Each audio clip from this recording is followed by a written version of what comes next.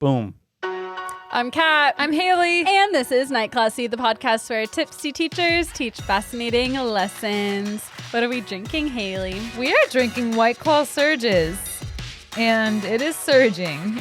It is strong. You can actually taste the alcohol in this one. I know. It hits me right in the back of the throat. It is more of an electric shock to me personally. It's not like a White Claw. No, it tastes like, I bought them because I wanted the cranberry flavor because I feel like it's November now. We should be, it's the holiday season. We're festive. Yes. We're skipping right over Thanksgiving. Oh, fuck Thanksgiving.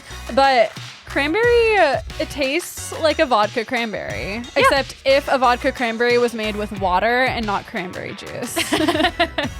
Yeah, I'm going to need to add some water to this just to be able to wake up right in the morning because we have school tomorrow. Fuck, but it's daylight savings. And I feel like daylight savings is like not having work tomorrow because we kind of get to sleep in. Wow. And we don't feel the same. We don't have work on Thursday. That's true. I'm just trying to make it to Thursday. I This know. last week has been really stressful. Really? Why? There was one day last week where everything that could have gone wrong was going wrong, and every single student was falling out. 2 of the kids had ear infections. Oof. Ended up staying And they home. were at school? Oh. They ended up staying home the next 2 days. So that should be easy for you. Well, 'cause you it have less wasn't because they were kids. feeling awful that one day when they so were it was all like falling a out. bad one day. It was just awful. I felt like instead of 3 and 4 year olds, I had 1 and 2 year olds. Yeah, it was just a lot. And then my car got fixed. That was $900. A little That's over. a lot. It was a lot. I didn't realize it was that much of money. It's a lot of money. Did you have that like in savings at least? Yeah, I did, but now I don't have savings. Oh, so. God. That sucks. No, I'm okay. It's okay. I'll be able to recover. Yeah. I'm never going to financially recover from this. You know what? Let's let climate change just go ahead and end this all because just kidding. It'll be okay. Do some Uber Eats over Thanksgiving. I just want to have spending money for New York City. Yeah. We're going for Christmas if you guys don't know. Well, I'm glad so Haley's staying home for Thanksgiving break and I'm staying home for Thanksgiving break. I'll ride along with you while you do Uber Eats so we can hang out in the car. Yes, hang out in the car. We can listen to some podcasts. Yeah. There's a podcast that came out that's like a movie length podcast. Have you Is that heard the one ads Justin for that? was talking about on What the Gays Say? I think so. With yes. Sabrina. Yes. In it? Mm-hmm. I haven't listened to it, but I'm like, that's interesting. He said it was good. Yeah, I believe it. I know. I've been hooked on the new season of Radio Rental, which you guys So also good. told me it was out, which I've been waiting for it. I listened to their last season like in real time, and then it took forever for them to make another season. And there was like a period where I was like checking constantly to see, and then I just gave up on it. I was like, they're never going to make another season. Like they put out Dark Air or whatever the fuck it is with Rainn Wilson. I was like, they're just trying to replace it. Like it's over. And then they came out with a new season. They did. It was I think it was the first episode back. Is super creepy. Is that are you talking about the No one spoilers, no spoilers. No spoilers. Are you talking about the one they released in June or the one they released this month? the one they released this month? What were the stories on that one? I don't remember being floored by it. I'm not gonna. You can say the topics, not But what that's happens. the thing. I don't even want to know. Oh my God. Well, Okay. just listen. It's a great podcast. Yeah. Recently, I've been binging Let's Not Meet, which I had not listened to. Me too. It's so fucking good. And I told Tommy last night, I was like, I think I want to fall asleep to this podcast tonight. And he was like, oh, it's one of those. Like he thought it was Risk, or he thought it was some other like storytelling, just a bunch of random people. And I was like, no, this is real stuff. He's like, so you want to listen to creepy stuff that happens? I'm like, I listen to Forensic Files to fall asleep every night. Now just the TV won't be on and the light won't keep me up. Creepy stuff is the best thing to fall asleep to, because I feel like whenever there's a creepy story like Forensic Files or like Let's Not Meet, they take like a very like monotone, somber tone when they tell the stories. And it's very soothing and it puts you straight to bed. I love to fall asleep with Forensic Files, and Alec hates it. He doesn't let me. It's the perfect thing to fall asleep to. It is. The Office is also good, but only because I've seen it so many times. Yeah. I'm not so interested to like pop up and be like, what's happening? I feel that, but even with The Office, like it's high energy, so Yeah. I have a hard time with it. But yeah, something like Forensic Files or I don't know. Forensic Files also reminds me of like being in a hotel room because it's always on cable TV. It is. And that's what I fall asleep to in a hotel room. So it feels kind of like fun to fall asleep to. I'm like, I'm on a vacation even though I'm in my bed. And I always get the best sleep in hotel beds Mm-hmm. the first night. Like Yeah. any night after the first, it's pretty terrible sleep. yeah, after that it's like dirty. Like Yeah. you start making a mess of it. But Yeah. that first night when everything's clean. Pristine. So good. And I'm usually exhausted by the time we actually get to wherever we're staying. That's true. I didn't even think of that. Yeah, there's a science. There's a science to it. Gotta have forensic files, gotta have clean sheets, Mhm, gotta be tired. But yeah, fucking love Let's Not Meet. So good. And other than that. Oh, I have news. Oh, you do? I saw my school's horse girl in the hallway on Friday. What? Her hands were up like Oh my this, perched in front of her. She was the last person in line, and her hands were up like this, and she was like trotting, galloping slowly Literally me. at the back of the line. Literally me. And she looked over at me, looked away, and kept on trotting. I love her and I wish she was my daughter. I wish she was your daughter too. I used to do that, and I used to love going on hikes with my grandma, just like in general. But I also, every time we'd go on a hike, I'd especially love it because I pretend to be a horse, like on a trail ride, Obviously. and it would make it really fun. What else is a horse girl to do but pretend to know. be a horse? Isn't that the whole point? The group chat with What the Gays Say, like our friends Justin and Zach was like blowing up. You and Justin were talking about cars, and I was at my horseback riding lesson, and I couldn't respond because I was like on a horse, and I was like, should I send them a picture right now of me on a horse? And then Yeah. I forgot. You should have. I don't know why you didn't, but 'Cause next time. I feel like everyone would have piled on to me.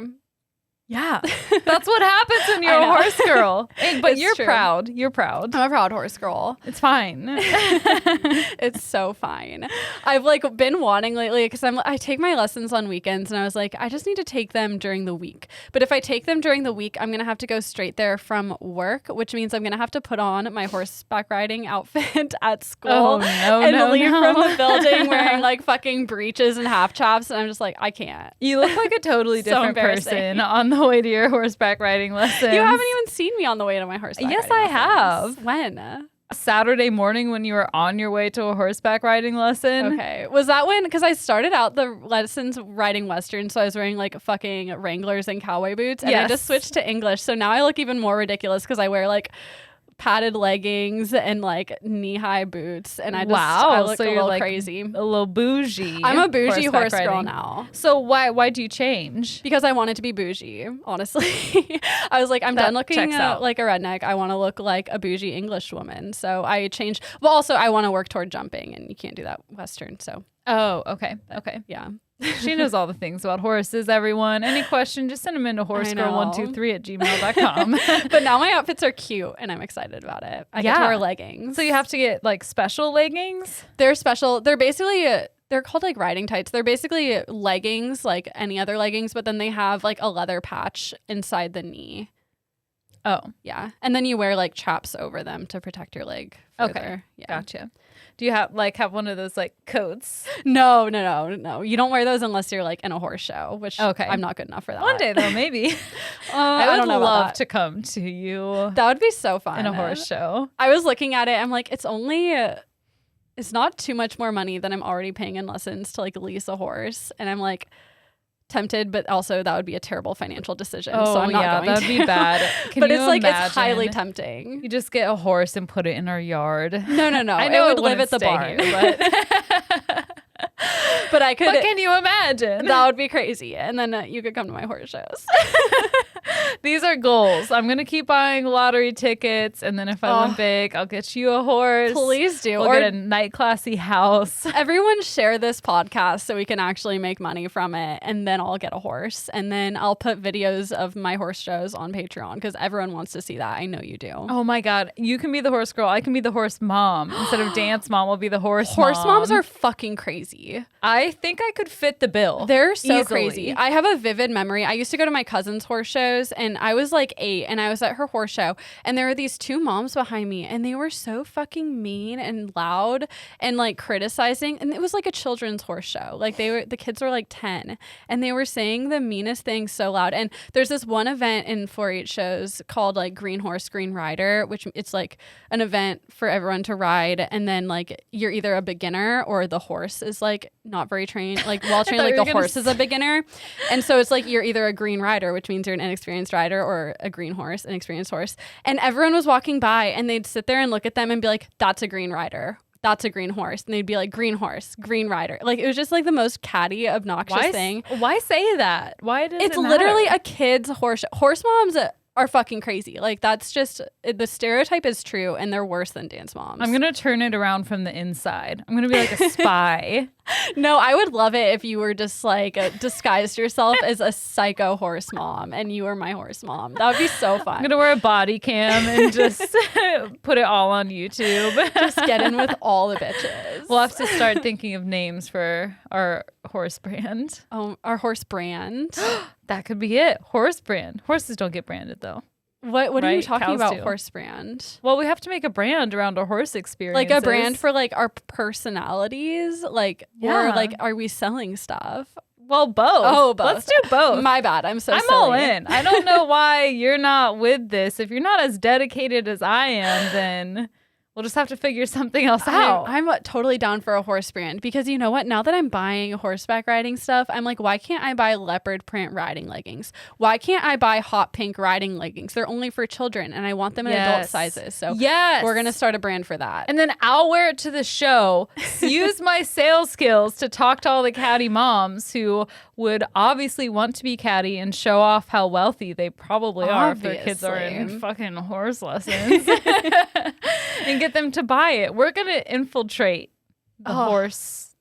Big horse. We're going to, we're going to infiltrate Big Horse and make enough money to have a horse. Be called Lulanay. Lulanay. All right, write that down. Let's make it happen. We're going to start a separate Patreon to make our horse dreams come true. Yeah, basically all of our dreams are horse dreams now. Okay, well, I'm glad we have that going for us. I know. Now I feel good about my future. I do too. Everything is secure now. Not at all. I'm glad my scary. future is just riding on the back of you and your horse. So Good. This is good. Any other news? Not really. things? I don't really have anything. If you guys watch Survivor, the most recent episode of Survivor was fucking crazy. I know you don't because you're lame, but wish I could talk to you about it, but I can't. I know. Well, after falling asleep on the first episode. The first episode wasn't good, but every episode after that has been like wild. Like Alec and I were watching last night, and Clint and Kelly, who don't watch Survivor, were in the room, and like Clint was like on the edge of his seat, like grabbing his face. Like it was so good and so suspenseful. Wow. Yeah. That's dramatic. It was very dramatic. I think he was just fired up because he had been watching football before, so he was like ready to be fired up. That football adrenaline. Yeah. And then I watched football after Survivor. Why? Because Clint wanted to, and I was too tired to get up and go to my room. Did you watch football or did you watch your phone? Both. Okay. Why not both? I saw Tennessee State beat Oklahoma. Yes, we get to wear jeans tomorrow because of that. Wow. Mhm. Yes. And they Good beat times. Kansas. Excuse me, Same- Kentucky. Kentucky. Same fucking thing. What's the difference? I literally Oklahoma have and no Kentucky. idea. They're both states I have never been to. Well, I've been to them, but not Been through 'em. by choice. Yeah. I don't know why that was so funny. That was rude. I'm sorry. Now I sound like a horse mom. You would sound more like a horse mom if you said that you had actually been in those That's true. states. You don't know about horse moms, Kat. I don't. Get back to where you belong. Apparently they love Kentucky. I think a lot of them are in Kentucky. I think so too. I like to imagine. I mean, the Derby is there. Right. The Derby. Horse racing. The one and only. I don't think they horse race in Alabama or I'm just naming every state I don't go to. Oklahoma. Who knows? We're getting delirious. Let's get this show on the road. These White Claw surges are aggressive. I know. I'm like 2/3 through this one, and I have 2 more lined up. I know. This is fun. We have a whole line of them. They're 8%? Yeah. And how many have you had? Half of one. Oh, okay. Jesus, they got 3 in the queue, though. Yeah, but like we normally drink wine, which is like 13%. So this is still below that. Yeah, but it's a change of routine. Yeah. Our brains Our brain are is used like, to whoa. wine. Yeah. Whoa. All right. Well, I blew a .031. I blew a .024. So I'm going first this week. Bitch. Bitch, you're going to learn today about an unsolved mystery. Ooh. Our lesson takes place in Dublin, Ireland in 1907. The first person we're going to meet, his name is Arthur Vickers. He is 45 years old, and he is very serious about his job as the Ulster King of Arms. Alec, you can show the first picture, get a little snapshot of him. Oh, wow. You put a font on your intro slide. I did. I wanted it to match the royal theme of this learning journey. Wow. Now that we're on YouTube, we're putting more effort into our PowerPoint slides. Yep. Now that people can see, also to my skincare routine, my makeup, just everything Your skin is is looking really good. Really? Yeah. Thank you. It looks extremely clear. Thank you. You've been taking like a supplement or something, right? I've been using Differin gel. Okay. And they said that it could take like 3 months for it to really kick in. But it looks great. It's working. Yeah. Definitely I started about working. 3 months ago. So It's working now. things are happening. His picture's on the next slide, Alec. If you're unfamiliar with this position like I was, it just means that he's in charge of a lot of shit for the like parliament people in Ireland. He oversees the heraldry and family trees. He would decide who gets what as far as inheritances go, and he would settle the questions of who is and is not legitimate heirs. And Vickers was an essential member of the Irish royalty team, if you will. He's very pretty. He is very pretty. He would make an ugly woman, but he's very pretty. I think he'd make a striking woman. He has like a very square jaw and like kind of an arched nose and like the big like eyelids. Like I think He reminds me too much of a teacher I had whose personality was ugly. Oh. Therefore, everything about everything them about ugly. him is ugly. No, I think he is very striking, and he's wearing expensive looking clothes. He's like decked out, bitch. He's decked the fuck out. Yes, they like him a lot in the Dublin castle. His job also entailed guarding the king's riches, specifically the Irish crown jewels. These jewels were not called the Irish crown jewels until this specific incident happened, but they were crown jewels in the sense that they were jewels, they were in Ireland, and they were owned by the crown.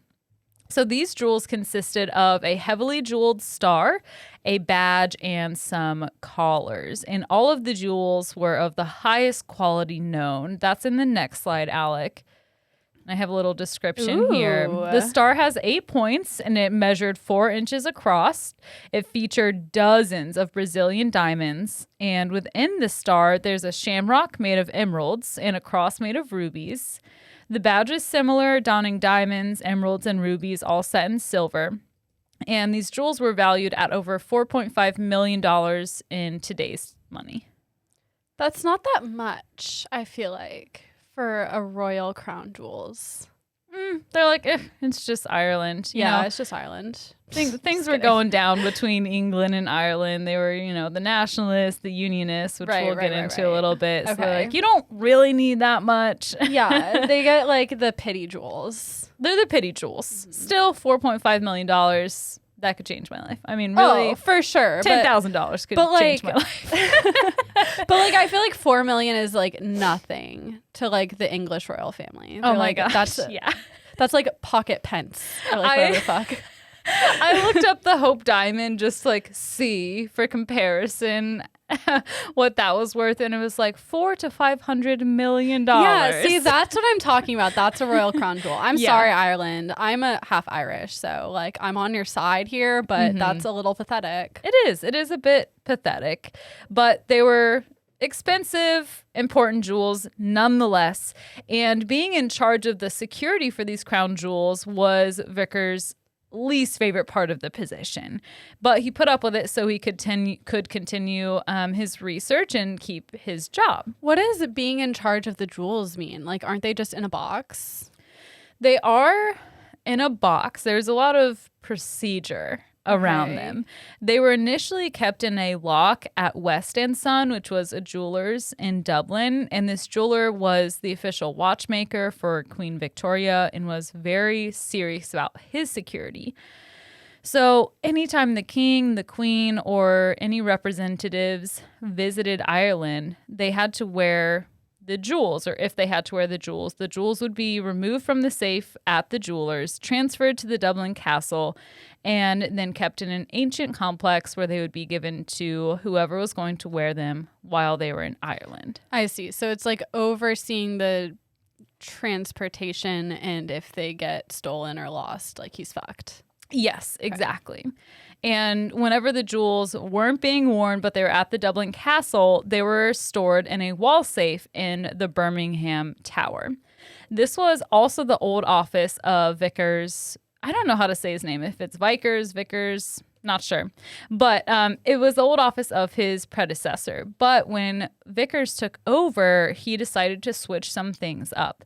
So in 1901, the first change that happened was that they were going to move the office of the Ulster King of Arms deeper into the complex of the Dublin Castle. And he was really excited about this. And with this change, he was also like, hey, do you think that maybe I could get an apartment or a room within the castle and just stay here for free? And also, I have another idea. We should put the jewels in a strong room. And the Parliament, the Lord of Aberdeen, was like, okay, strong room idea. Yes, approved. That's excellent. We're not going to give you a free apartment. But the jewels would be kept in a strong room instead of the jewelers. And they renovated a space specially for the jewels as well as the castle's valuable manuscripts.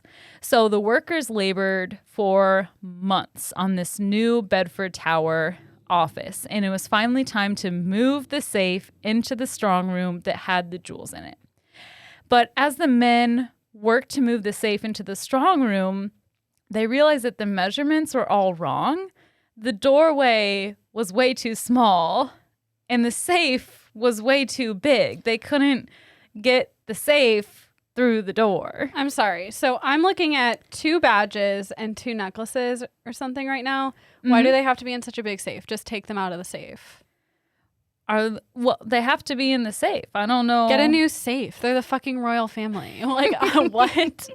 You would think that that would be the solution, but everyone was so exasperated at this point. Vickers and the Board of Works decided to put this safe that stored the jewels in the library, and they would put a guard outside.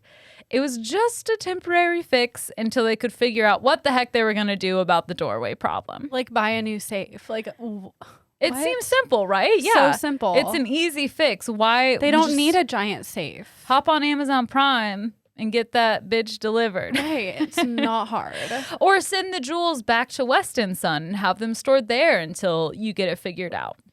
But they felt confident in this decision since the safe was really fucking heavy and it was designed to be burglar proof anyway. Obviously. And what's a strong room? Did you already describe that? It's like a safe room. It's a room that's high security. There's an exterior door, and in this one there's an interior door, and then inside of it there's stuff. Does that make sense? Yeah. So they couldn't just bash the door in to get it through. Correct. Okay. Yeah. I catch my breath. I'm like out of breath. I don't know why. Well, years end up passing. And the doorway's never fixed. They never figure out and put any attention towards the strong room.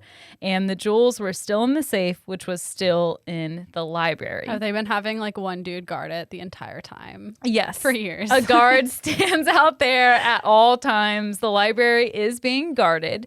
And in 1905, Vickers even wrote some statutes for his office stating that the jewels must be kept in a safe and it must be in the strong room. Completely, excuse me, oh my gosh. Completely ignoring the fact that they never even got around to moving the safe from the library.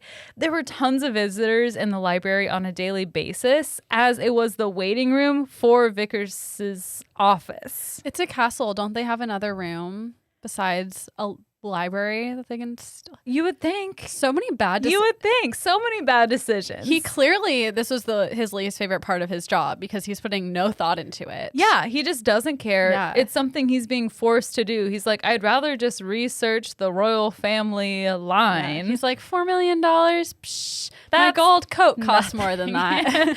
Look at my picture. Look at my painting. Look at me. I look expensive. Those jewels, nothing. Lame. So another issue here is that the crown jewel guard could not actually see the safe from where he was stationed. Are you serious? What could go wrong? This is so dumb. Nothing could go wrong. I don't know what you're freaking out. If they had hired one of us, we would have done a better job. We would have been like, buy a smaller safe.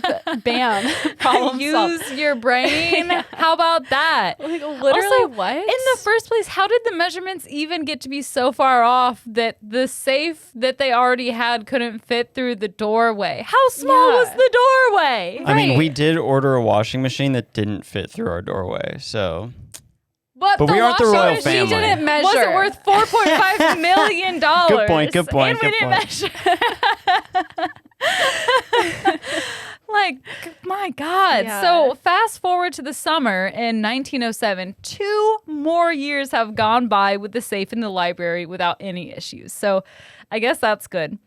But this summer, there were several security issues with increasing severity at the castle.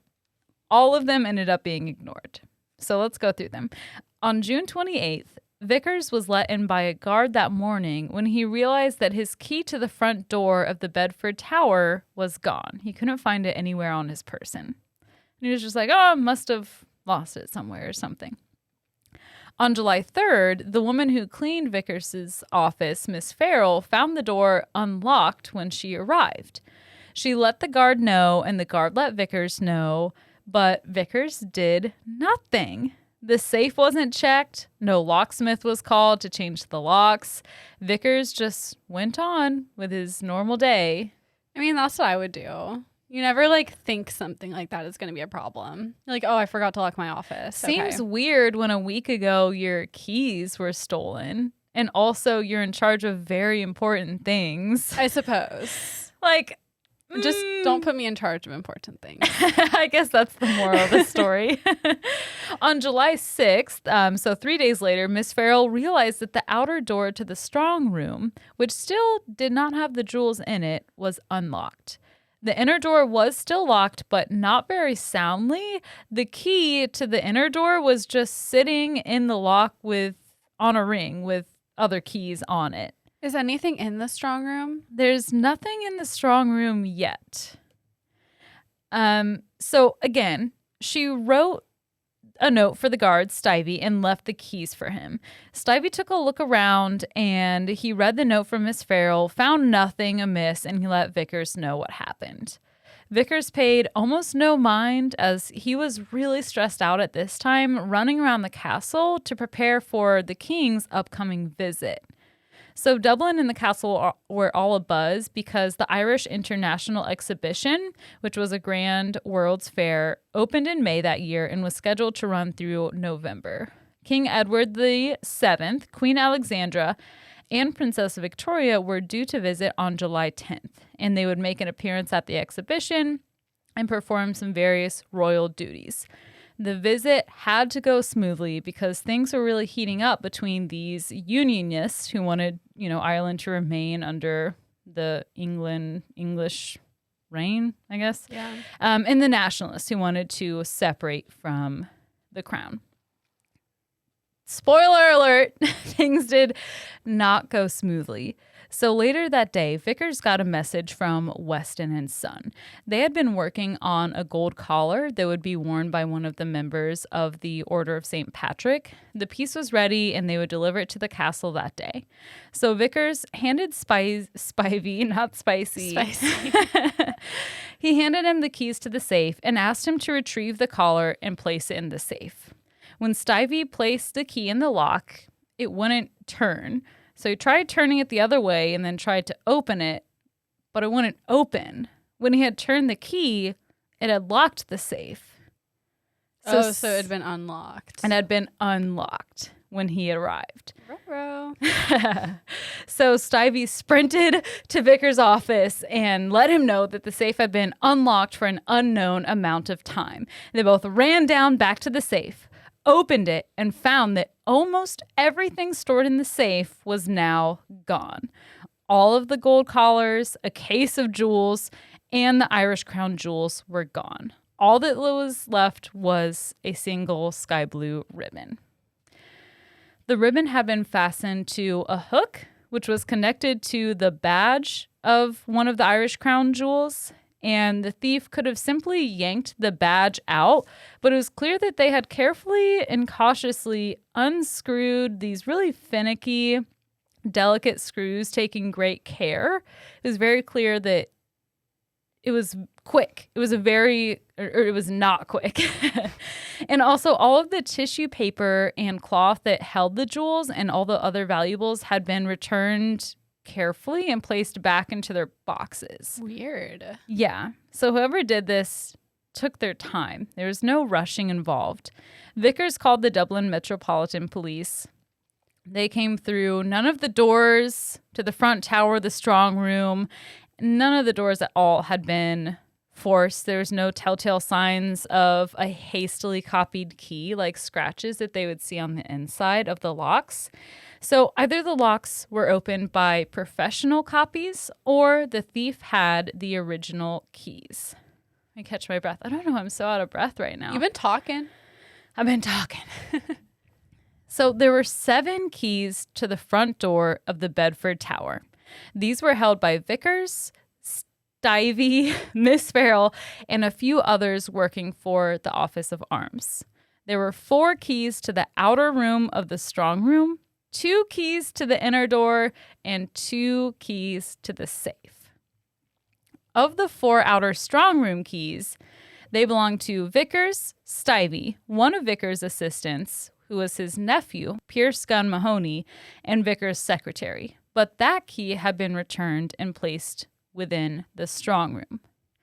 Of the 2 inner strong room door keys, one was kept in Vickers' office, and the other one was kept in the door itself. Now to the keys to the safe. Just 2 of them. One Vickers kept on his person at all times. And the other one Vickers kept hidden in his own house under some papers in a bookshelf drawer.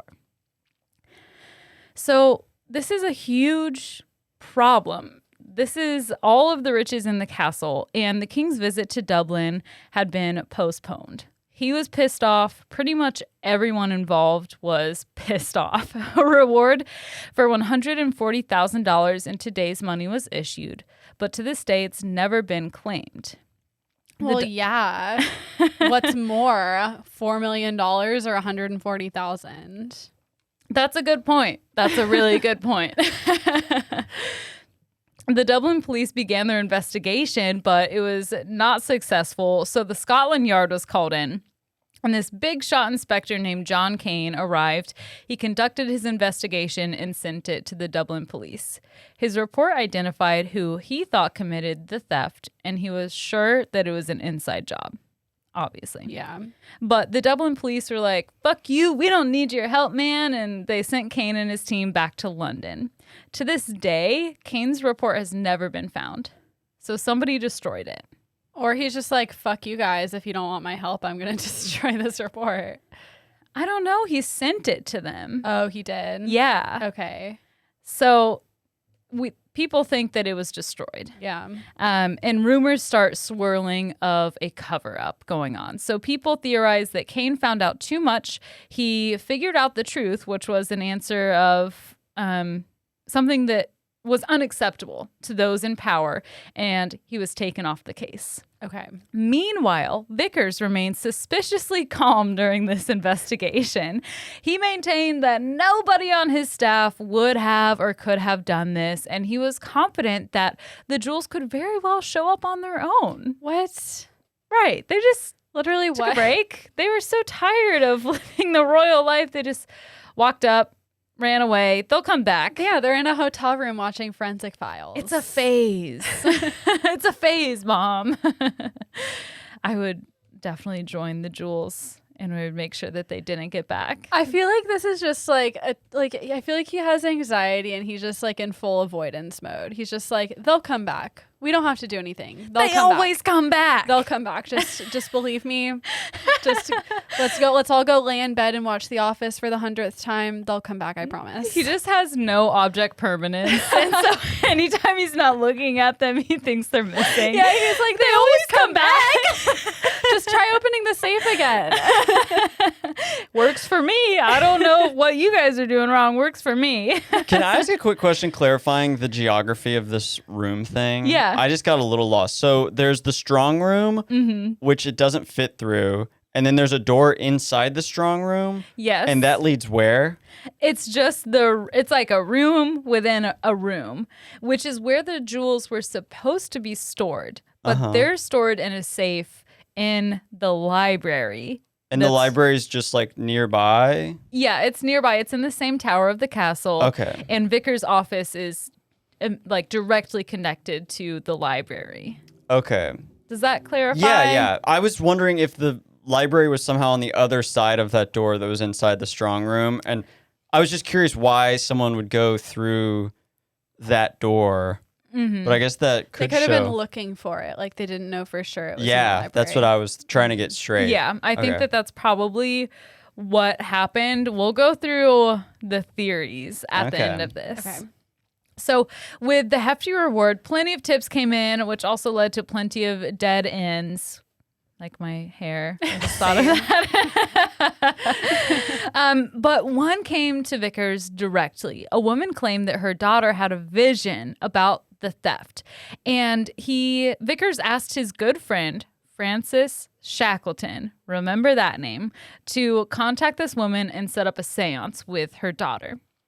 At the seance, the girl said that the jewels had been buried at a cemetery in a small town outside of Dublin. It wasn't very clear, and they narrowed it down to one of two cemeteries. So Vickers took matters into his own hands and traveled to each and dug around several grave sites. Throwback to Carl This Tanzler. guy. Maybe this is what Carl Tanzler was fucking doing before he went to Key West. What? Oh, They're what? just both a little Corpse crazy. Bride, Carl. Bride. I know who you're talking about. I don't know. They just do you mean? seem both a little crazy. Okay. They don't look alike. Maybe with the facial hair, though. I don't think Maybe. so. I don't think so. No jewels were found, but Vickers was seen digging around grave sites and became mocked quite heavily in the media, like you do. He just thought he was gonna like dig a random hole, and that would be that. Yeah, he was like, if What an I can idiot. just tap into my intuition, I can find the jewels and not get fired. He's like, my life coach told me I can manifest this. Yeah. I believe they're here. If they're not in the safe, which they say they aren't, but I still haven't confirmed, they must be here in this cemetery. Vickers also had 3 assistants in addition to Stivey and Miss Farrell. They all became suspects or were linked to suspects. One thing to know about this is that all of these positions were unpaid, but they came with high honor, titles, and exclusive access. Okay. So a lot of these people basically are already wealthy. So let's talk about Vickers's crowd, his friend group. First, there's Francis Shackleton. He's the brother of Ernest Shackleton, who's a huge celebrity in Britain for his travels to the Antarctic.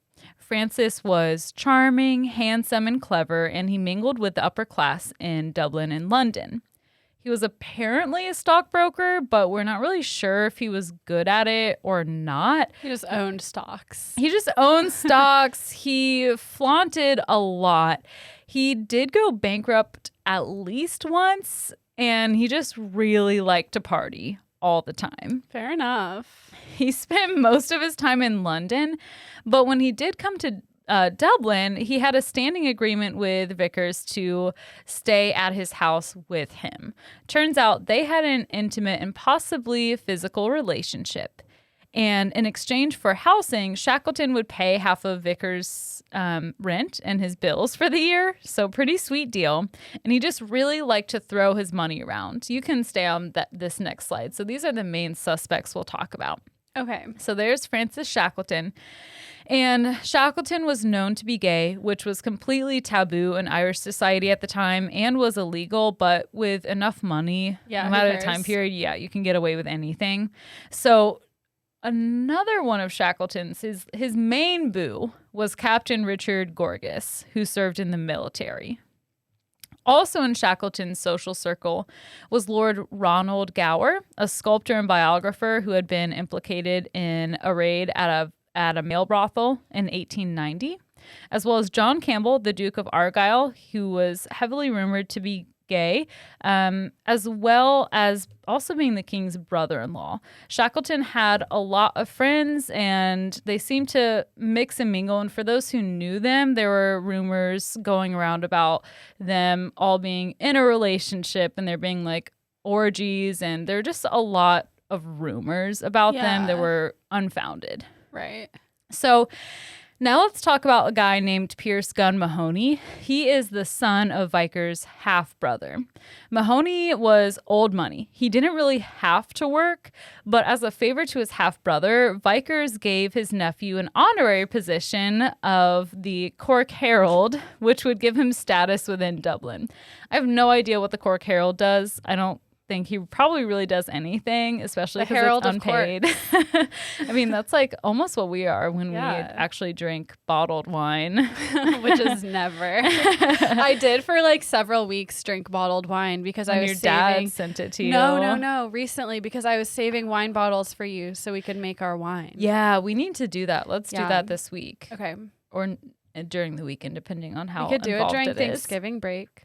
Yeah, let's do that. Mm-hmm. Okay, good. Very well then. Or should we do it this week so it's ready for Thanksgiving? Or will it take longer? I have no idea. Okay, we'll figure it out. Bitch, it's your Stay present. Tuned. Read the box. All right. Back to my lesson. Pierce Gunn Mahoney. Pretty cool name. He spent most of his time in England as well, but also he would spend the rest of all of his extra time in the office with Vickers. Next, we have this wild card, Francis Bennett Goldnie. Goldnie came from a long line of antiquity. Is that how you say it? Yeah. Cool. Of antiquity scholars, and he had a lot of money. His family collection was extensive, and he even opened up his own museum later on. Goldnie was elected to town council and eventually became the mayor. And he was used to getting what he wanted. So when he met Vickers in 1905, he was like, hey, can I have a position in your office? I really want it. And Vickers is such a finicky and proper man. He was like appalled at his forwardness and aggressiveness. And he was like, I don't know. Maybe if you come back with a proper recommendation and do a proper interview, basically. So Goldnie easily accomplished this with all of his connections and was officially sworn in May 1907, 2 months before the theft took place. One last thing, keep this in mind for later. Bennett Goldnie had a secret that no one found out about until after he died. Catch my breath here. Okay, so after the theft, the king demanded that Vickers resign, but he refused, stating that he had done nothing wrong and put all of the blame on the Board of Works for the doorway issues. It all comes down to the doorway issues, my God. which also, like, it's your job to make sure these jewels are safe, and you let it sit. They should never have been in the library that long. Right. Like, obviously. And even if they're not in the safe, just put them in the inner strong room and put 2 guards out there until you can get a smaller safe. Yeah, makes no sense. Seems easy. Yeah, this is definitely his fault. Definitely. Like, he should be fired. He was just experiencing some kind of like cognitive dissonance or something because he wanted to called not wanting to lose his job. Yeah. And it's unclear if he was paid or not because a lot of them, like I said, the positions were honorary, but I feel like he was probably paid. Yeah, this in sounds some like way. a real job. Yeah. Right? So he wanted to make sure that his story was heard, and he requested a trial so that he could call witnesses and defend himself. They were like, no. They're like, you're not on trial. We're firing you. Oh, they gave him a trial. What? They're like, Why? We'll give you a trial, but we're not going to allow any witnesses, no one from the public, and no press. So they were basically going to review Vickers's performance in his position rather than actually investigate the theft. Mm-hmm. And it's easy to see they're just going to point and be like, this was your job and they were stolen. Yeah, you didn't do your job. Vickers and his lawyers walked out immediately, and Vickers was found delinquent on his duties. And they all pointed to the statutes that Vickers had written himself in 1905, stating that the safe storing of the crown jewels must be located in the strong room. And as we all know, the safe remained in the library for years and years, and so he was fired. After that, Pierce Gunn Mahoney went on a mission to defend his uncle Vickers. He spoke to every member of parliament he knew, but they refused to help, stating that Vickers mingled with men of undesirable character. Mahoney later learned that many members of the parliament knew about Vickers and Shackleton and his friends, even the king himself. The king, the town, and the members of parliament were working really hard to cover this story up completely. They didn't want anyone to know about Vickers, Shackleton, and their sexuality. So much so that the investigation for the stolen jewels just went completely to the back burner. Those covering up the story offered Vickers a full pension, which is weird because he was fired for negligence, but they did so in order for him to stop asking for a public trial. They just wanted it to all end. Yeah. They also pressured Irish newspapers to not hint at the possibility of a sex scandal within Irish government.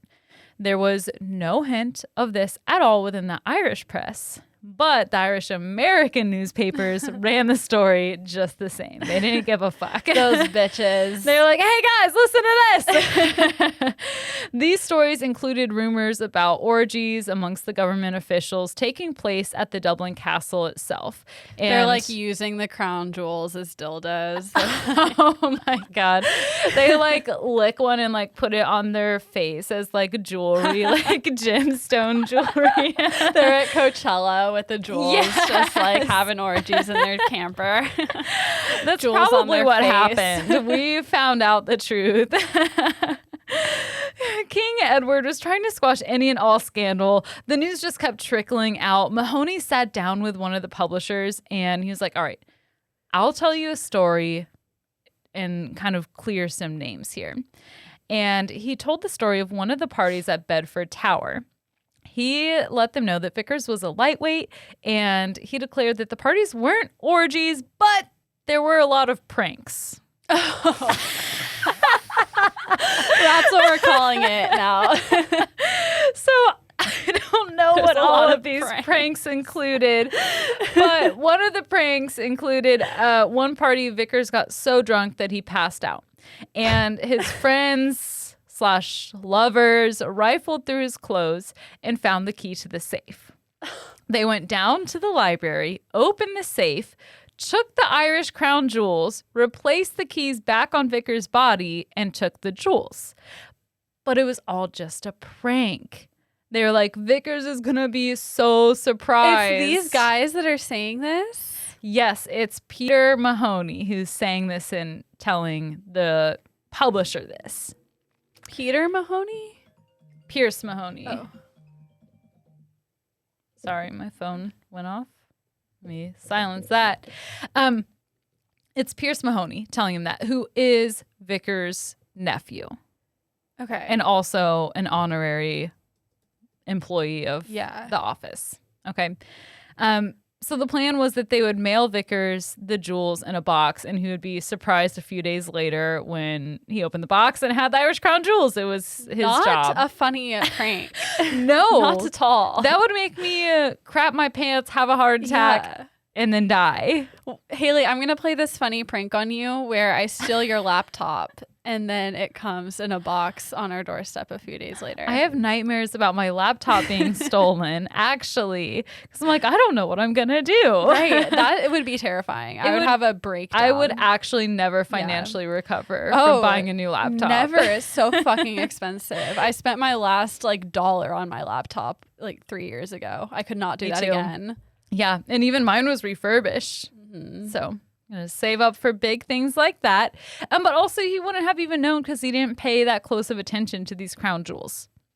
So people think that this explains why for about a week after the theft, Vickers was so confident that it was not a big deal. The crown jewels would show up eventually. This had happened before. He was like, just keep an eye out for any packages for me in the mail. Bring them directly to me. The crown jewels will show up. So that's what he thought was happening, apparently. So that's why he's like, they're coming back. Yes. Just wait. Okay. Yes. The journalist pointed out that if a prank like that could and had occurred, then was it so outlandish to imagine the keys could be stolen for a legitimate theft? Right. And Vickers is like, shit. Yeah.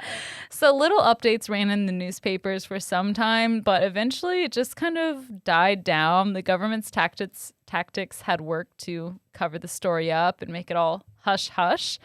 The crown jewels have never been found, but there was also no huge sex scandal in the government at the time. So let's run through these theories. Okay. Theory number 1, Francis Shackleton planned the theft. He always needed money. He was always borrowing money from his rich friends, all while trying to maintain a very expensive lifestyle. He knew the jewels were easy to steal and somehow got one of Vickers' keys. He's the one who would stay in his house. Yeah, he was at his house. He probably knew where the spare was. Definitely. And if I had a secret key that held, if it opened the door to crown jewels and someone I was intimate with, I'd be like, look at what I have. Right. This is my little secret spot. Oh, for sure. Trying to impress somebody. I can't keep any secrets. We were just talking about how you can't keep secrets. I keep important secrets, but also I don't like to keep secrets. So that it couldn't be me. So they think that he just knew where it was in his house and had a copy made. And then Shackleton goes to London and makes sure to meet with a member of parliament to create his alibi. Shackleton's main boo, Gorgas, easily commits the theft as he can enter and exit the Dublin castle without any suspicion thanks to his military background. He leaves the safe purposefully, obviously, open so that the time of the theft is clear and aligns perfectly with Shackleton's alibi. Gorgas meets Shackleton in London. They break the crown jewels apart, melt down the metal, and sell them in Antwerp or Amsterdam. Some people believe the Scotland Yard inspector John Kane suspected the exact thing that we just talked about, this conspiracy happened, but the king was so fearful of a scandal that he allowed Shackleton to get away with it. Yeah, it's only $4 million. Who cares? Yeah, it's just Ireland. They're trying to break up with us anyway. Yeah. I hope their crown jewels get stolen.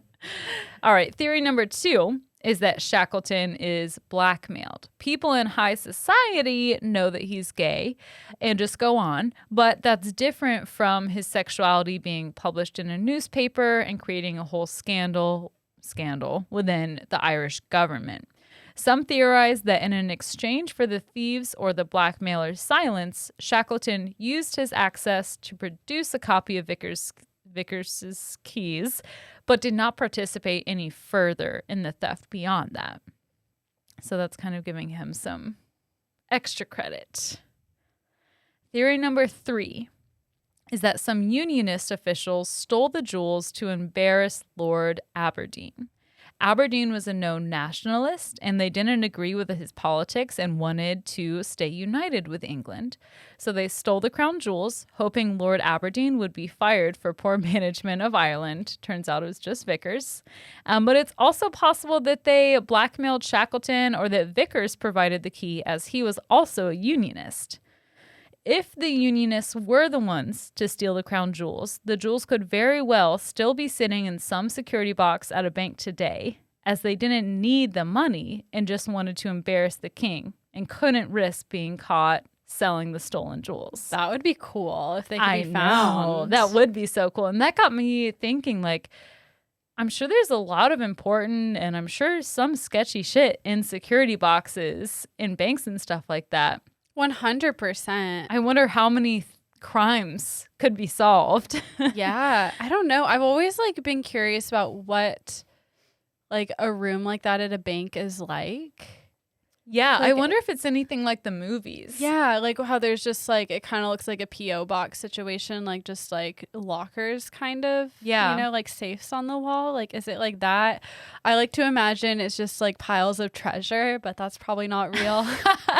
You just put a post-it note on your pile of treasure and it's just the honor code. It's like they never take this shit out anyway. Just throw it in there. Yeah, it's like, I mean, it's why they call it a bank. We all collectively keep our stuff all together. Yeah. Okay. Yeah. I have no clue. I hope one day to see what it's like inside of a security box room. You want that? Yeah. We could probably go on YouTube. and Could look like at put it. my baby teeth in there. Oh, that'd be fun. That would be fun. I don't have baby teeth. anything I'd put in there. What would I put in there? Maybe my Hose for Science shirt to make sure it never gets burned or stolen. Good idea. Good idea. Yeah. I found a rat head in our yard today. I could put that in Ew! there. A real rat head? Well, Alec found it, but yeah, Just it's a rat head? Mm-hmm. Something got it and An like ripped off owl. the head. There was That's like fur scary. everywhere and then just the head. Just the head. It was wild. I wouldn't want to eat the head either. No. Gross. Definitely go for the innards. Theory number 4, a group of nationalists wanted to embarrass the king and show how ridiculous English rule over Ireland was. So they planned to steal the crown jewels, as they were only worn by the English royalty, and they were the symbol of the king's power. Okay, number 5, and it's our last theory. Bennett Goldnie was discovered to be a big-time thief after he died. He's the one who had all of the antiquities and came from a long line of people who collected antiques and had a massive collection. Well, yeah, he's a thief. Like that, I kind feel of like that have to was be public to- knowledge. Like he owned a museum. Most things in museums is stolen. Yeah, that's a good point, and that's exactly why this is a theory. While preparing his belongings for an auction after he had died, ancient manuscripts from the city of Canterbury were found in his house, along with a very valuable painting. I couldn't figure out what painting it was, but these pieces had not previously been stolen, and only Bennett Goldnie could have taken the manuscripts because he had access to wherever they were because he was the fucking mayor.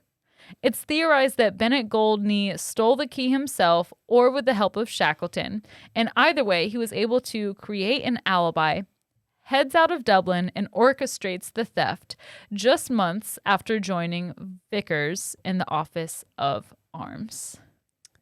I think he did it. He looks like, God damn it. Fuck. Oh, what's his name? In Game of Thrones, the little boy. Oh, with the fucking blonde. God. Yes. Why?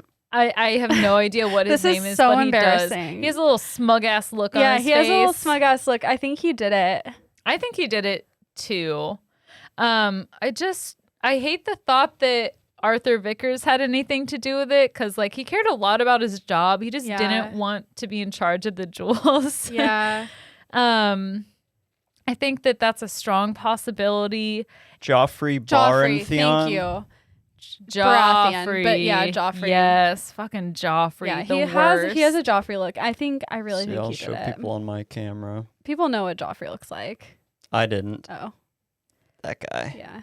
I don't know. They don't really look alike. I feel like it's in the eyes. Like they just have that smug look. They have the same vibe. Mm-hmm. I was telling Tommy this weekend, I get really mad when we're watching movies or TV shows and there's a character that we're clearly not supposed to like. And they play it up so much. It's like, okay, I'm just getting annoyed. Like, Yeah. I hate them already. I get it. I get it. Yeah, it's They're like the it's worst. insulting. It is. Another fun detail here.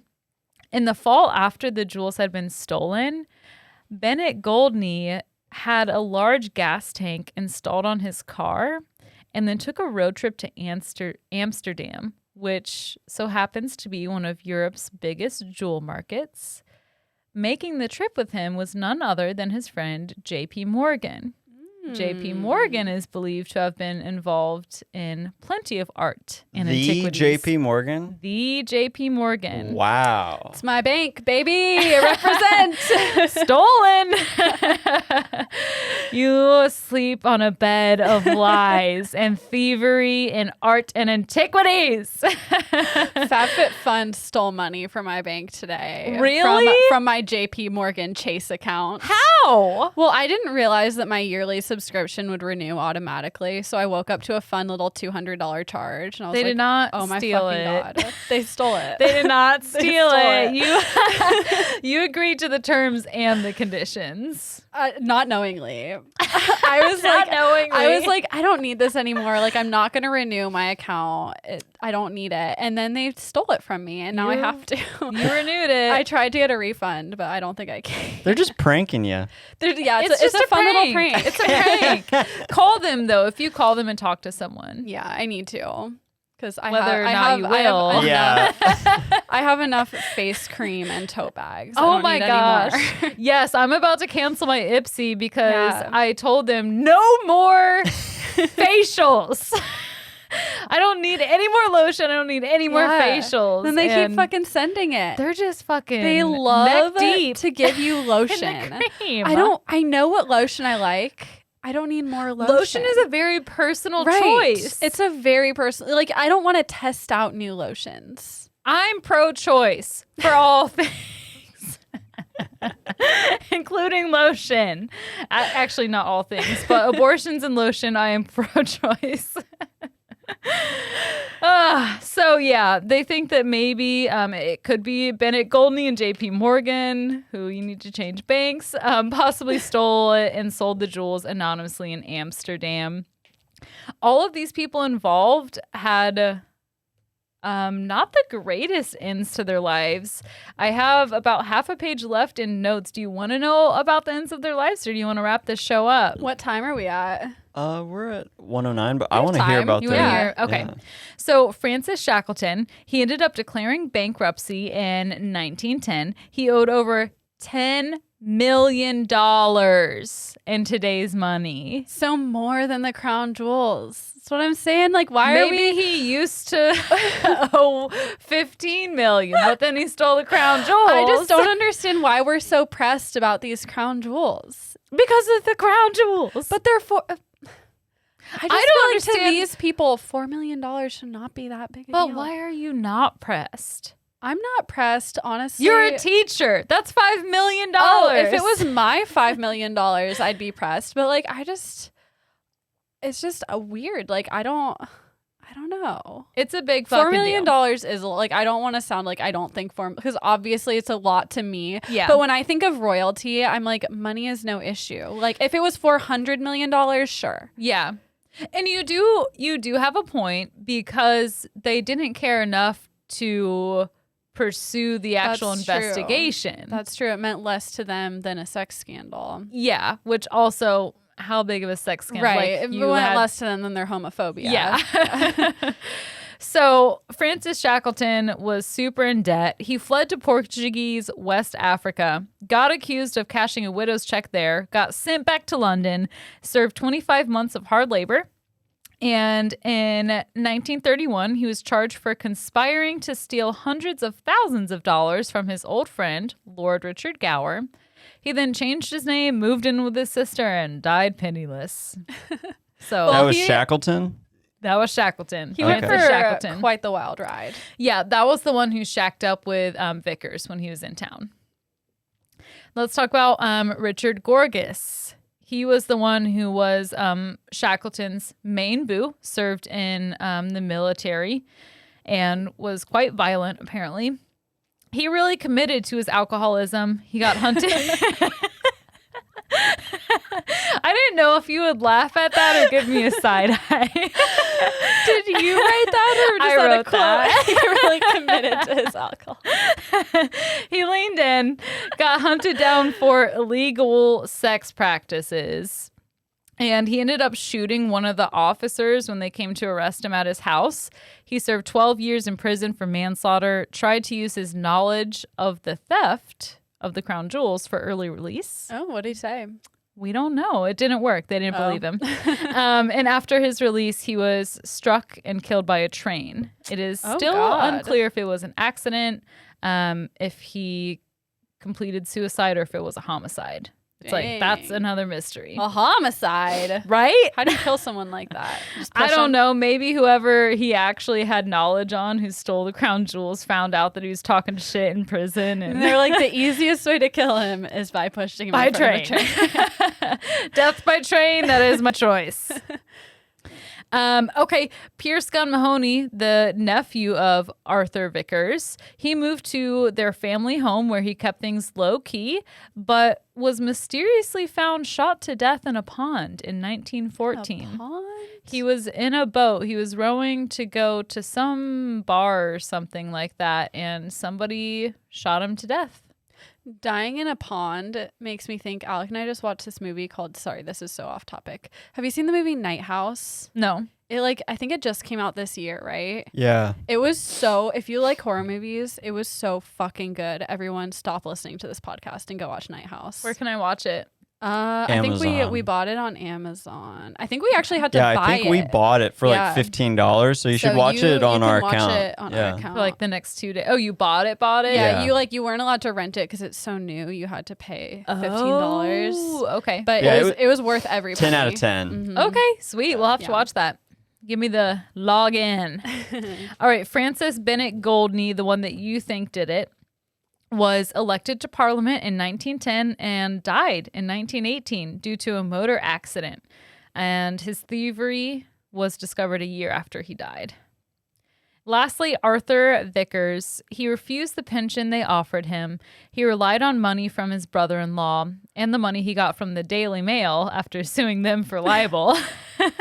He maintained his innocence for the rest of his life, and he continued his work as a unionist and would offer shelter to British soldiers until in 1921, 30 armed men broke in, shot him several times, which killed him, and left him propped up with a sign placed around his neck. It had a string on it, and the sign read, "Spy, informers beware, IRA never forgets." Yeah, because he was a fucking unionist. Fuck him.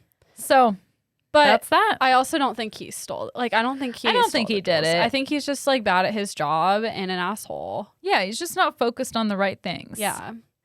The jewels have yet to be recovered this day, and apparently it doesn't matter because they're only $5.3 million. If you have the change. jewels, we'll put a jewel level on Patreon. You Yeah. can just send those right on over. We're gonna make more money than that off of our new horse business venture. Oh, definitely. far. We're going to make 10 million. On that note, my sources are The Greatest Unsolved Heist in Irish History by Dan Nosowitz, web.archive.org, Wikipedia, and queerstoryfiles.blogspot.com. Thank you very much. Good job, Haley. Thank you. That was fun. Sorry it was super long, but I hope you had fun with it. It wasn't that long. That was good. Right on the money. Always, right on the jewels. Right on the jewels. Do you need the bathroom? No. I don't think I do either. That was a weird way to ask Yeah. me. Do you need the Do you bathroom? need the bathroom? That was weird. How? Just everything about it. It's Okay. weird. Do you need to use the bathroom? Do you need the bathroom? I don't need the bathroom. The bathroom needs me. I feel like sometimes I just shorten things and it makes me sound dumb, but like I liked it. my mind just like condenses it.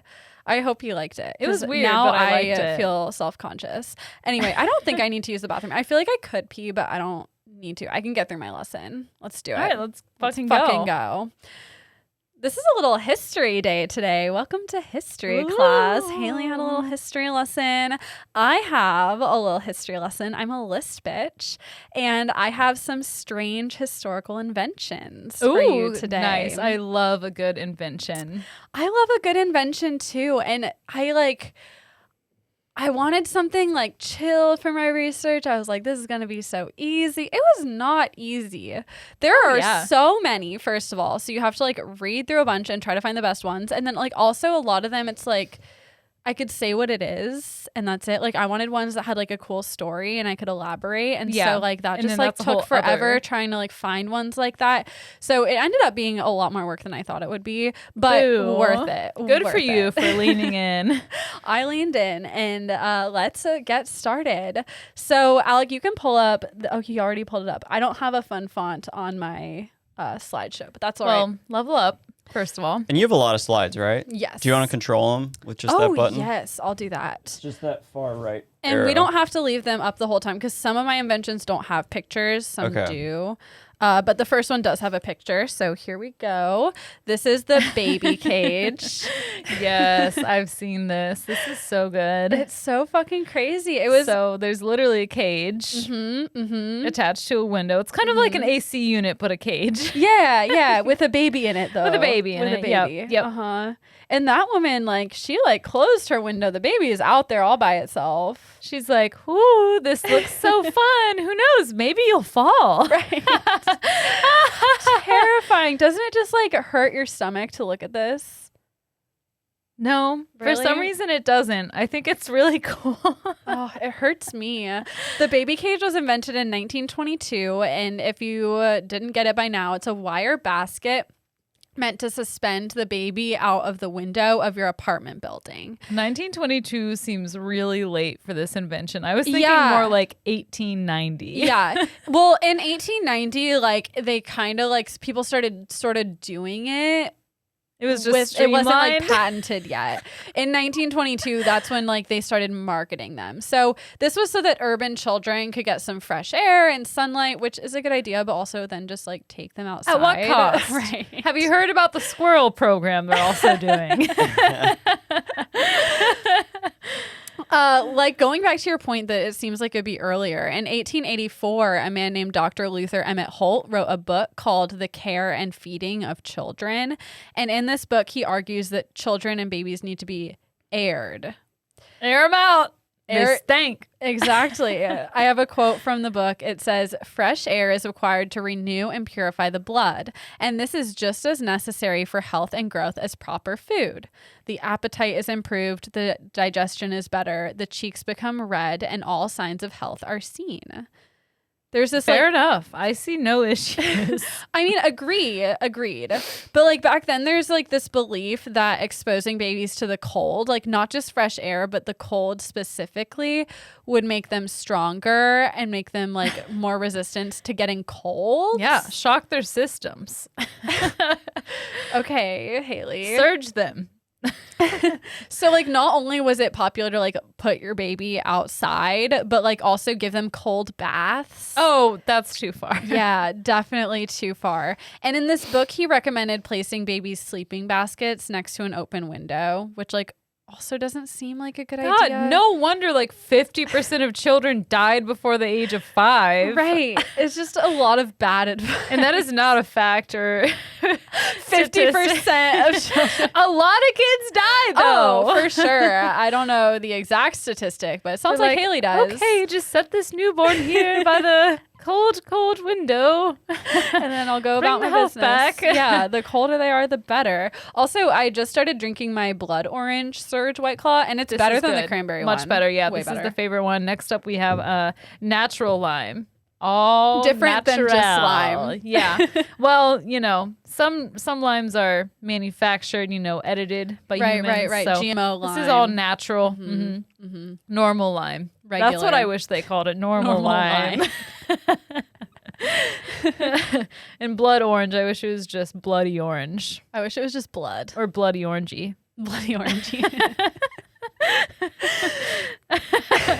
People read this book and they're like, okay, cool. Like, leave babies by open windows. But like, they're like, if leaving a baby by an open window is good, you know, what's better is putting them out of the window. So some people wanted to do that. Eleanor Roosevelt once hung a chicken wire cage out of the window of her New York City apartment for her daughter Anna to nap in.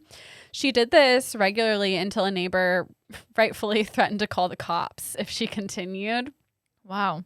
Because can you imagine how unnerving that would be to just see a baby hanging out of a window? Yeah. It's We should get horrible. these pictures colorized so it can really hit my psychopathic brain. You don't have empathy for black and white babies, only colorized babies. Yeah, it just seems unreal to me. Yeah, like it's like a I painting. I feel nothing when I look at these. I'm just like, man, that was crazy. I can't believe you. I feel sick to my stomach. Look how that baby is above the trees. They're fine.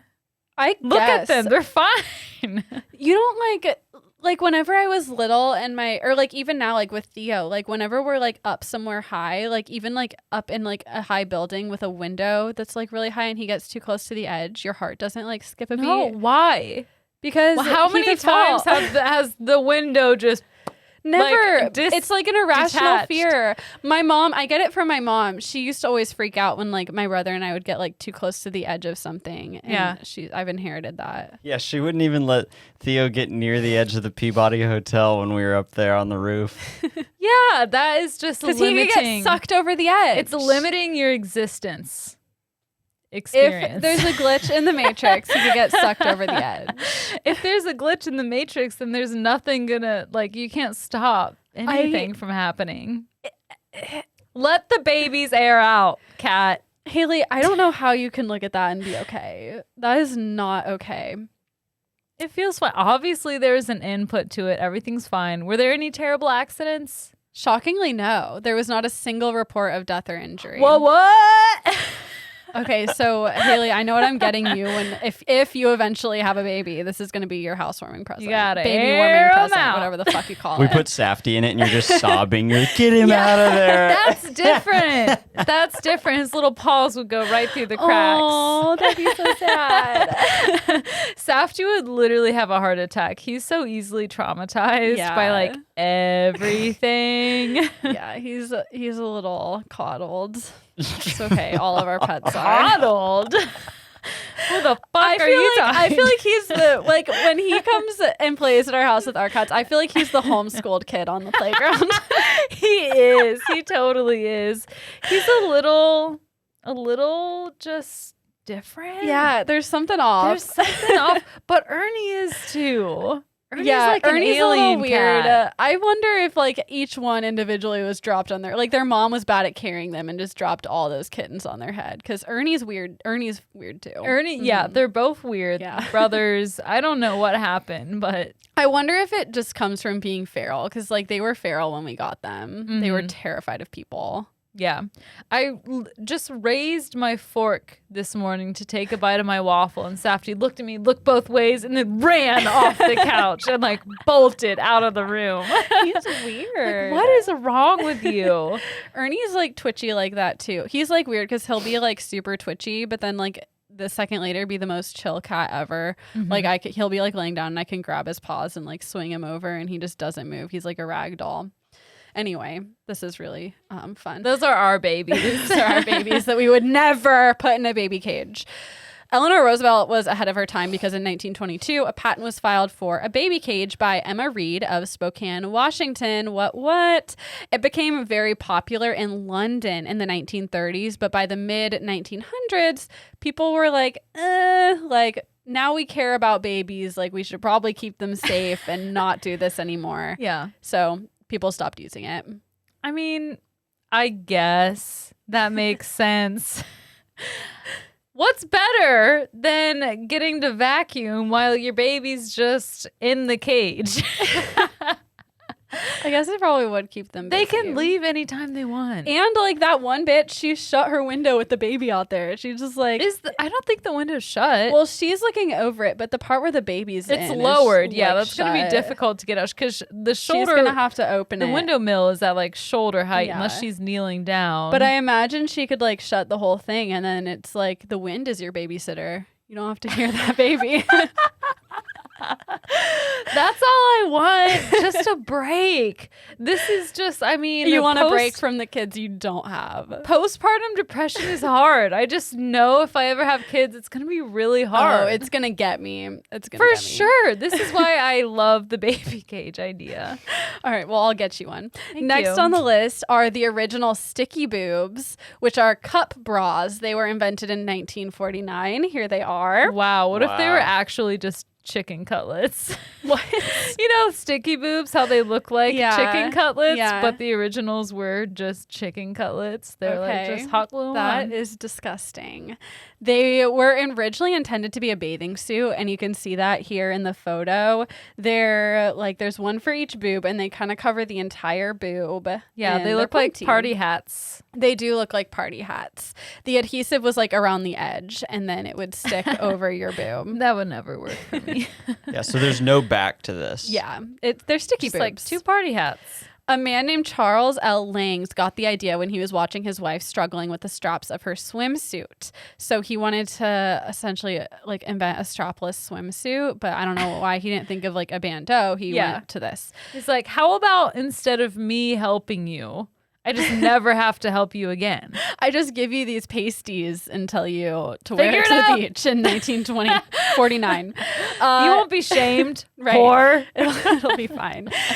He called this bra Posies, and it was intended to, do away with the annoying straps and provide a perfect tan, which I feel like this is the worst tan because then you would just have like white boobs and tan everything else.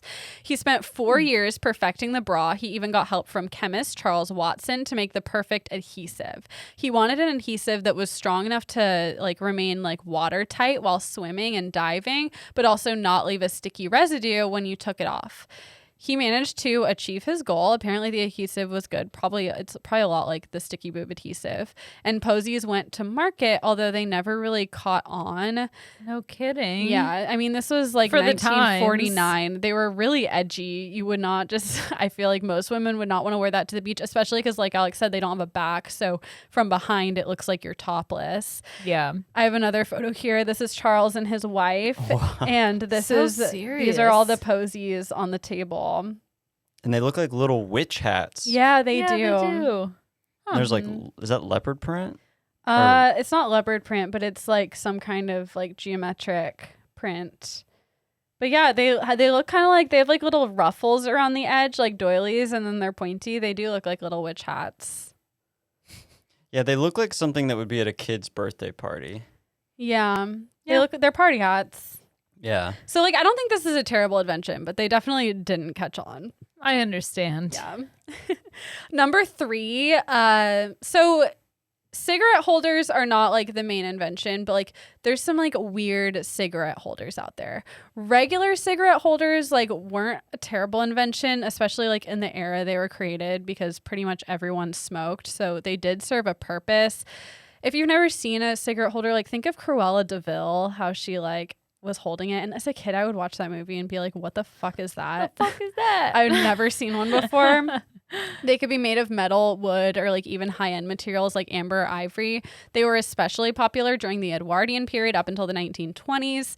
And their main purpose was to keep ash from falling on women's clothes because men would wear smoking jackets. So like if the ash fell on them, it would fall on the jacket. But women didn't, so they had like to hold the cigarette far away from them so that the ash wouldn't fall on them. Oh, I see. And there's like different kinds of cigarette holders. I went down a cigarette holder wormhole. They're actually super interesting. Like there's like different levels of cigarette holders for different occasions.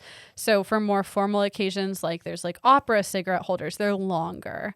And so like the fancier you are, the longer your cigarette holder is. The commitment of laziness to not just hold your arm out right. to where your ash is not going to fall. But you're a lady, so like you don't want you to like can't put in all the spread effort. your body in any way. You That's have right. to be Take up the as little space as possible. smallest possible version of yourself. Exactly. They had other purposes too. When people used to all wear like hats. And so the cigarette holder would hold the cigarette far enough like away so it was away from the like under the brim of the hat, and that would keep the smoke from getting in people's eyes, cuz if the smoke is rising directly above your face, like it's getting stuck under your hat and getting in your eyes. What if they just created a whole suit that looked like an astronaut suit that just had a hole in like the face part that you put your cigarette in? That seems like the best option, because it seems like they have a lot of issues with smoking. I agree. It sounds like there's a missed opportunity. They're not going to quit. Right. Who would do that? Also, people back then would wear like white gloves, and this kept their gloves from getting stained by nicotine. It also reduced staining on the teeth. And then also the cigarette paper was really thin, so it kept it from like in your mouth. It kind of like tears.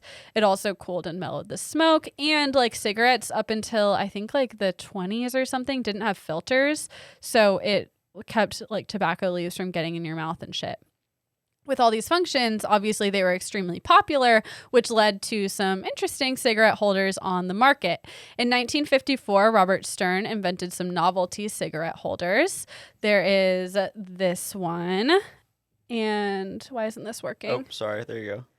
There's this one. It has a little umbrella over the cigarette for when it's raining. I love that. It's kind of cute. It is cute. But yeah, it has like a little umbrella attachment to keep your cigarette dry. It looks like with the raindrops that he's in outer space. And I was trying to figure out, it's like, is that one of those things they use at photo shoots? Like I know. And I was confused because it seems like there was this whole Life magazine photo shoot with all these weird cigarette holders. And I was like, is this like an art installation or are these real? I think they're probably done like for like a funny like art exhibit, but I'm not entirely sure. Seems like kind of like gag gifts too. I know. And like, oh, actually this could be useful. Totally. I like couldn't fully figure it out. There's also this one. It's the ashtray holder. It has like a little ashtray attachment so that the cigarette ash falls into a tray while you're smoking it. Looks really heavy. Yeah, it does. He's holding it in his mouth pretty well. He has strong lips. Yeah, been working them out with all those cigarette smoking. And then there's also the multi-holder, so you could smoke a whole pack of cigarettes at once. And this one I think actually was real. There's like other photos of this one online. Look at that Phil's face. Yeah, he's really enjoying smoking all those cigarettes at once. And this one reminded me, have you ever seen Pineapple Express? A long, long time ago. I remember. Do you remember nothing. the scene where he has like a blunt that has like it's like in the shape of a cross, and you can light it from like all three sides? Yes, I do remember that. That's what this made me think of. Oh, yep. Same, but different. Same, but different. Anyway, that's enough of that, Alec. You can click out of it if you want. Number 4 on my list is electrified water. In the early... All you have to do is get in the bathtub, plug in your blow dryer, and drop it in. It's electric. It's good for your health. It'll bring the rosiness back into your cheeks without having to go out into cold air. It'll make you stop aging. In the early 1900s, electrified water was advertised as a miracle invention. The idea was that if you ran an electrical charge through water, it would gain magical qualities and you'd stop. Like, it didn't hurt anyone. You'd run the charge through and then like take out the electrodes or whatever you were using and then use the water. So like nobody got injured from this. In 1904, it was advertised that electrified water could sterilize and clean clothes without soap. Okay. It was literally just water. A 1913 ad read, quote, "This wonderful invention applies electricity in a new way." So people thought that this had health benefits. So like you'd like drink it and be rejuvenated. They recommend sprinkling it on your house plants to help your plants. In the 1920s, one doctor suggested that dipping your hands in the electrified water could cure your hangover. And I have a photo of that advertisement. we want to put that back up. Everyone's like, oh my God, I never drank water There it before. is. But now that I'm drinking electrified water, everything is better. Right. Maybe people just didn't drink water and now they feel better because, It's like cool. you said.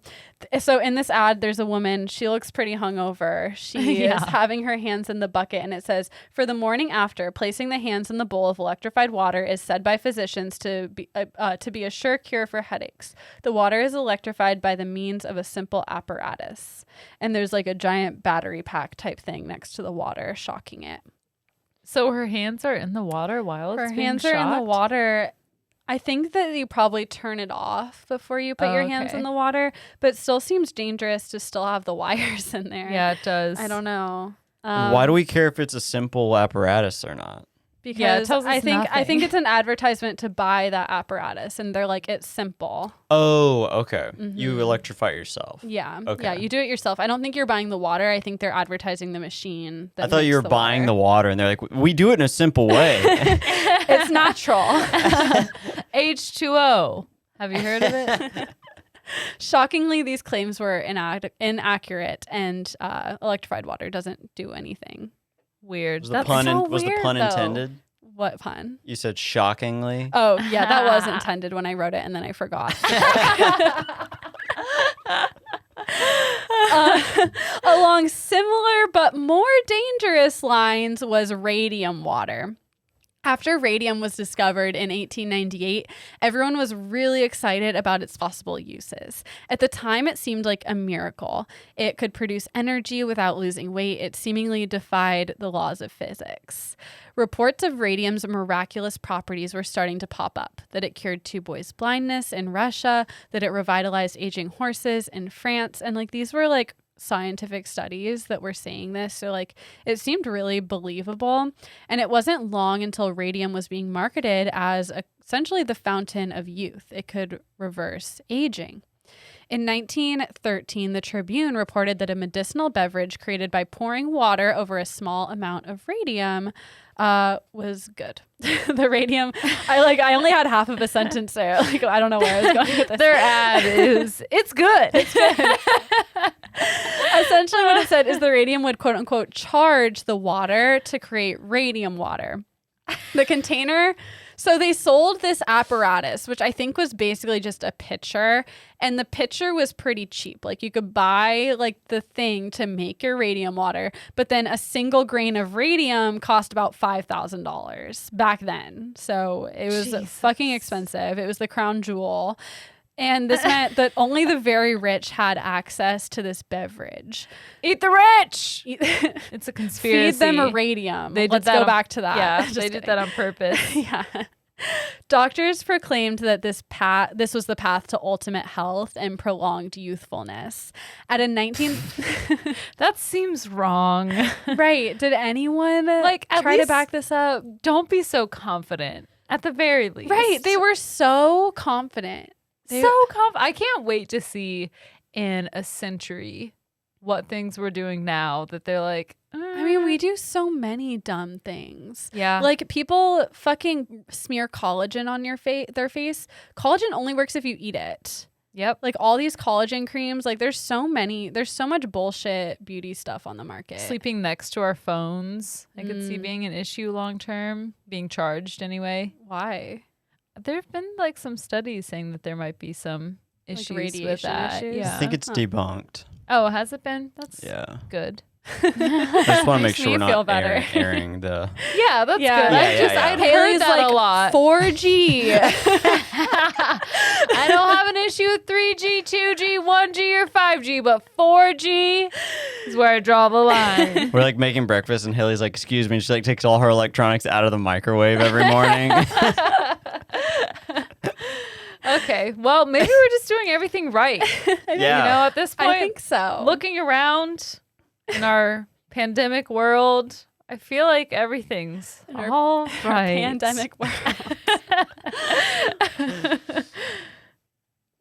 Sorry, I was taking a sip of White Claw. Do you need it? Yeah, I do. In 1931, a lecture at the Detroit Institute of Technology, Radium expert Dr. Luther S.H. Gable touted radium water as an important part of his health routine. He drank a radium highball daily, which was fruit juice and radium emissions.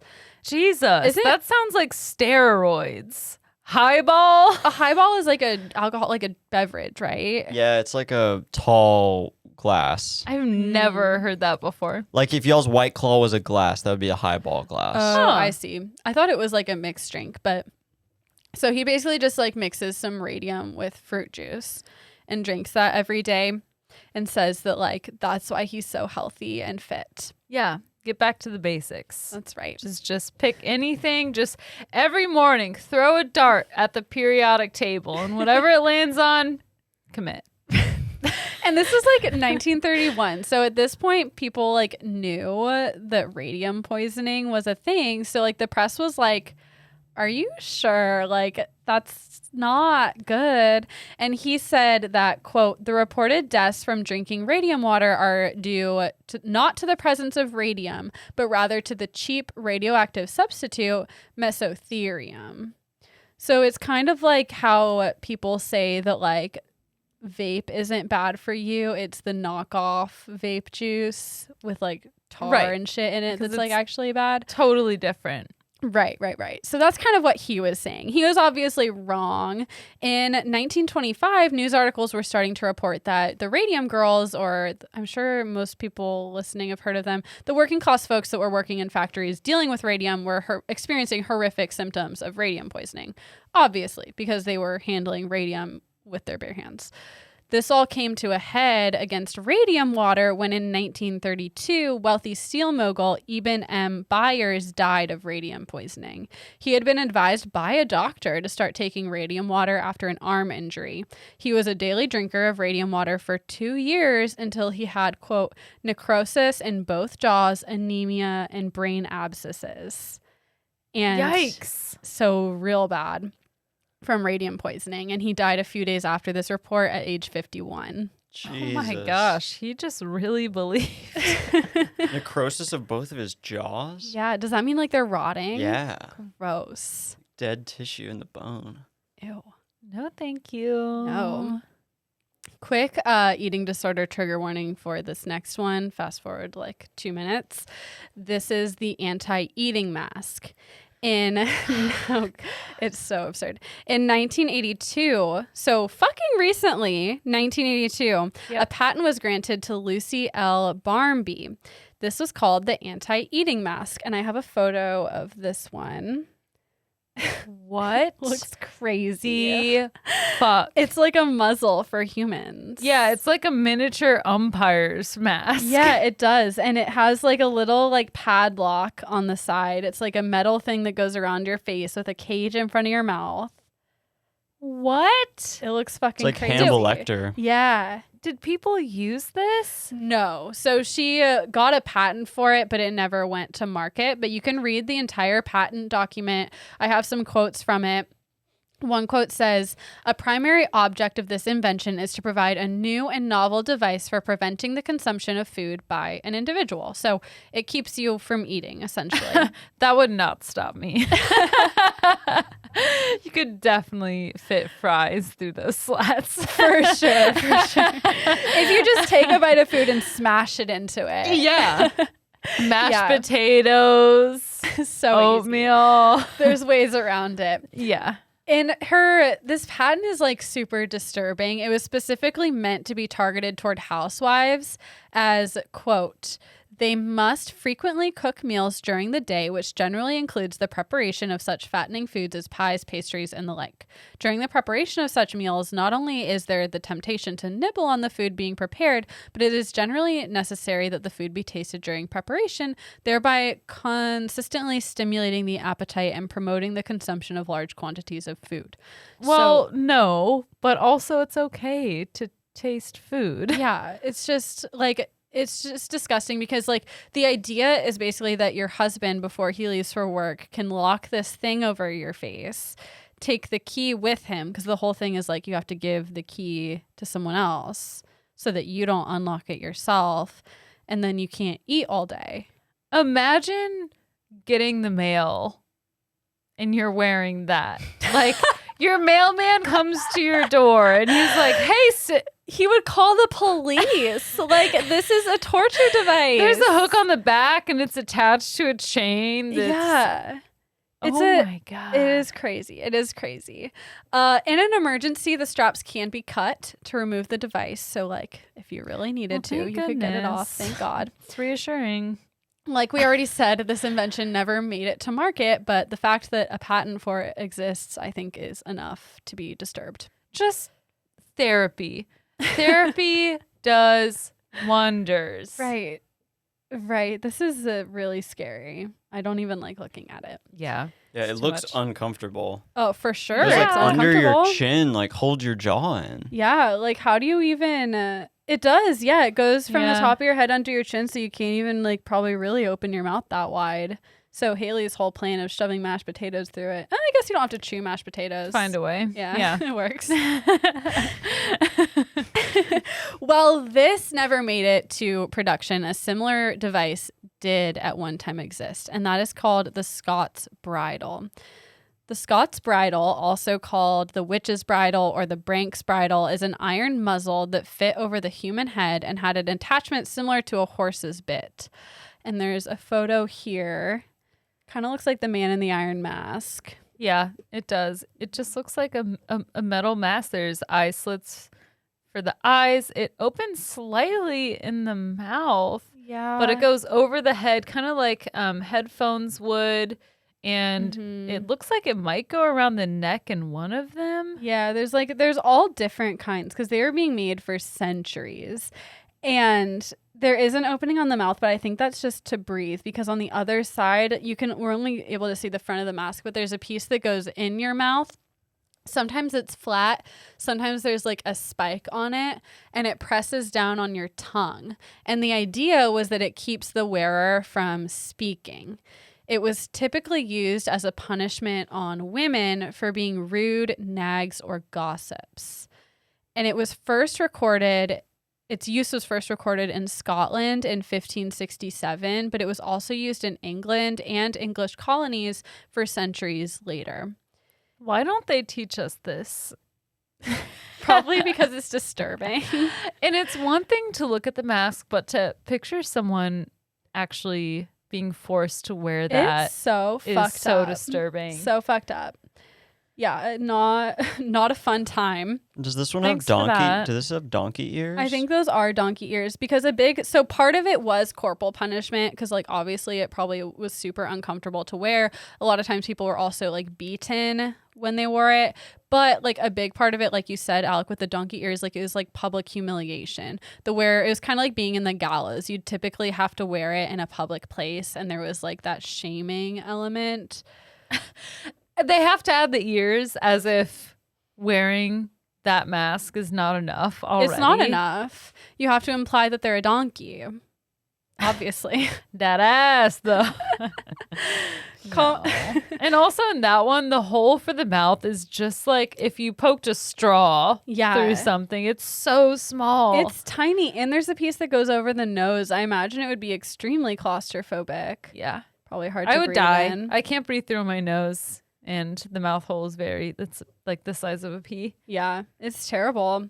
It was like common victims of this type of punishment were oftentimes A, female, and B, like female workhouse inmates, proselytizing Quakers. So like back when like being a Quaker was like not a chill thing to do. Like if they were preaching in a public place, they'd like, Not a stick chill this on thing them. to do. And then also they were occasionally like, so it was most popular in Scotland and Britain, but then like in the colonies, they were sometimes used, like especially in Virginia, on enslaved people as a punishment. So extra fucked up. It's all bad. Yeah. The practice seems to have died out around like sometime in the 1700s. Well, Next. that's progressive. Right. At least they stopped. Yeah, not a fun time. Can you hear it one more time? What? It didn't go. There we Oh, go. I don't want the next Oh. one. There's not a picture for this next one if you want to get rid of it. Next on the list is daylight motion pictures. So when movie theaters debuted in the 1900s, a common complaint was that they were darkly lit. people were worried about the safety of women and children being in a dark room with strangers, which, like, honestly, fair enough. Like, Yeah. it's kind of scary. Super scary. Yeah. Even in well-lit places. Right. I don't want to, being in a room with strangers People are is weird. creeps. People are total creeps. They were also worried that it could cause eye fatigue, being in a dark space, like staring at something bright, which, okay, I guess. Well, that makes no sense to me. yeah, I guess it Seems doesn't like make it'd be really sense. easy. But, like, think about it, like, before this time, no one had been, like, watching something in the dark. Like, Oh, this yeah, this right. was totally new. Become accustomed to it with my 40+ hours a week. Right. It was just, like, a confusing thing, I think, to a lot of people, the idea of, like, sitting with strangers in a dark room watching something. Yeah, Which, like, sounds scary. it is weird when you, like, take it out of the context of, like, something we know. Yeah. So there was a lot of concern about this. And because of that, daylight motion pictures became a trend in the United States. Basically, they started showing films in the light, like in a fully lit room. Get your films. No darkness here. Yeah, this was like kind of a pain in the ass because it required stronger projectors in order for it to be visible still on the wall. And people with a vested interest in this technology even lobbied for lit theaters, resulting in legislation in California requiring that theaters be sufficiently lit. It's lit. It's lit. Eventually, though, people realized that dark theaters are better and they were phased out. Boo. Boo. I like get pissed off at the very minimal lighting that they put into theaters. I know, like how the walkways have to be like lit and the exit signs. Who needs to walk? If there's no one. If there's a fire, but not worth it. Trigger the lights with a fire. Otherwise, Right, the fire alarm No goes lights. off, the lights go on. yes. Right? Snip, snap. Snip, snap. It's easy. It's easy to do. And no other emergencies exist besides fires, so don't add us. That's true. We don't need lights for emergencies. Honestly, Just I turn don't on know the what's wrong lights. with people. Just turn on the lights. Flip the switch. Let We it- don't need all of that brightness up in my movie. It's too much. Next, I have the pissoir, which is it is exactly what it sounds like. It's a freestanding outdoor urinal invented in Paris in 1930. Oh, I thought it was going to be that attachment for women to use to pee standing up. That's This is that's a different. good idea. That is good. This is also kind of a good idea because I guess there was like a big problem with people peeing on public buildings. So the city started setting up these urinals on major boulevards. It's so interesting that men have to pee on something. Right? That's what I'm like, okay, like I get like public bathrooms make sense, but like these are only for men. Like they are like there's not even a door. You're just peeing out in the open. You're just free balling. Like I have some pictures here. It looks like a phone booth. Yeah, it But does. there's no door. You And just it's stand all, in there and like, pee. Pretty and Yeah. has engravings on it. Like A light why- post. Like why are men? Why are men? Like I guarantee you, women aren't peeing on shit. Like that wasn't the No. problem. The only thing I pee on is shit. After I've shat. God, I pee before I shit. I just always have to. It's always like, actually, maybe I do. I don't know. It depends. It Okay. depends. You know, do a little pre-piss, do the thing, and then post-piss. Okay. But yeah, Is so that like, too much? Great stuff. like I don't think this is inherently a bad idea, but it's just like why do men have to pee so bad? And I like, hope women it don't? has like a graded floor because that has to smell awful if it's just. I assume it goes into like a urinal, like a pipe underground, I hope so. but I don't know for sure. At least it has a nice name. Pissoir. Pissoir. Pissoir. It probably relates to men drinking more than women at this time, 1865. Maybe. And when you're drunk and you're a male, it's like you're just pissing everywhere. That's true. Like I get the function of it, but it's just like really like it Come seems like on. so much trouble to go through. Like and they're ornate. Like there's like Yeah. fine masonry on these things. It's just Yeah. like this just seems so dumb. And like fun fact, it's not in my notes, but like during the French Revolution, these were used to like barricade streets. And so after the revolution, they had to like build all new ones and put them in. It was the first to go. Yeah, it Along was. with all the men. They're in fucking the heavy. army. Yeah. Number 10 is the cat mew machine. Oop, I just like clicked the arrow on my And I oop. And I hope here it is, so we can get ready while I try to like find it in my notes. Here it is. So this is a device invented in 1963 in Japan, and it kind of looks like, I don't even know what you like. It kind of looks like a music box, sort of. Yeah, it looks like a music box with the head of a black cat attached to it, Mm-hmm. but there's a lot of motor. Yeah, there's a Pitch little going motor on on. it. So there's like it's like a cube rectangular box that It says plugs cat in. Mew. It plugs in. There's a motor and a black cat head. Do you want to guess what this does? It says meow It does. Do you know why? to attract cats. No. So your cat doesn't feel lonely? No. It's to scare mice away from your home. Wow. It meows 10 times per minute. Okay, the mice are gonna know it's fake. Yeah. You gotta scale it down a bit. And its eyes light up every time it meows. That would create health issues for me, mentally and physically. Right? It Meow, sounds so meow, meow, fucking meow. annoying. Yeah, And like mice it's like don't. basically just get a strobe light. It's just so dumb. Was there any evidence that it was effective? No, it's not effective. Mice don't know what cat sounds like. Yeah, they do. Eventually, they will not be deterred by that if they are. I was in the just curious beginning. if you researched it or not. It doesn't. Everything said it does not work. Just get Okay. a cat. Yeah, just get a cat. literally just get a cat.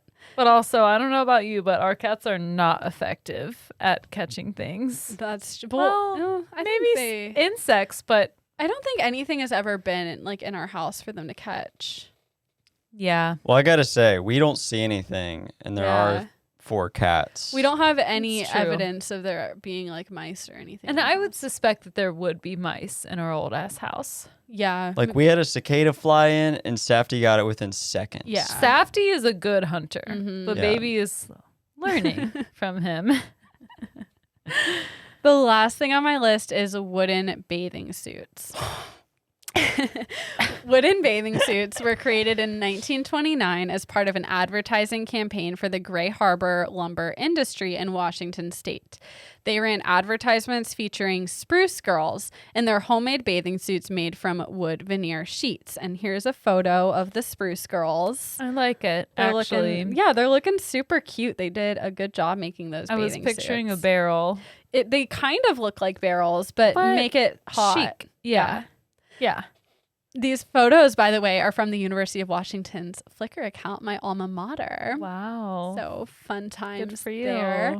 They were promoted as a DIY project and a way of recycling lumber industry byproducts. So basically, it was like a cute campaign by the lumber industry to like make people like the lumber industry. I don't think they're actually selling these, Yeah. but they're like, this is something you can do with They're lumber. cute. Yeah. And I mean, compared to all the other swimsuits at the time, this is like wearing a built-in life jacket. Yeah, and they say that. So apparently they worked well.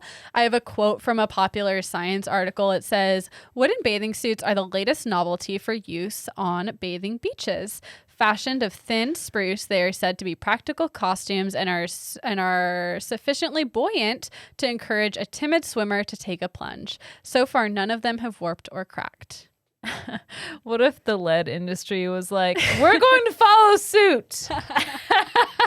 We need people to like us too. We're getting into the swimming business. Made of radium and lead. Yeah. Radium and lead, it will not help you swim, but it will make you stronger if you can withstand the weight of the suit. I'm just confused why people are wearing swimsuits on Washington beaches at all because they're fucking cold.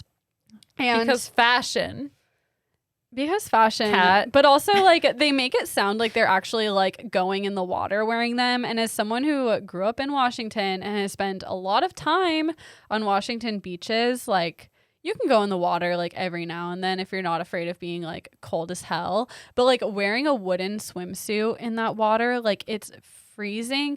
It stinks. Like there's so much seaweed and barnacles and shit on those beaches. Like Really selling it. it just like they're beautiful, but like I do not go in the water there. Like it just seems like wearing a wooden suit in those beaches would be disgusting because it would hold in the water and just be nasty. It's a bad idea. Bad idea. And like also like it says it makes you more buoyant, but like that seems really dangerous. They are very thin. I was expecting go- something much thicker. Yeah, and like it just seems like danger to go into an ocean where there's currents wearing something like that. I mean, I think you could go into the ocean wearing nothing and still be But like fucked this, or fine. this seems like it could hinder your swimming. Like there's shorts made of wood. That's true. That one Doesn't- girl has the right idea. She has a real swimsuit or underwear on underneath. Yeah, and one then of the has it girls, on. one of them.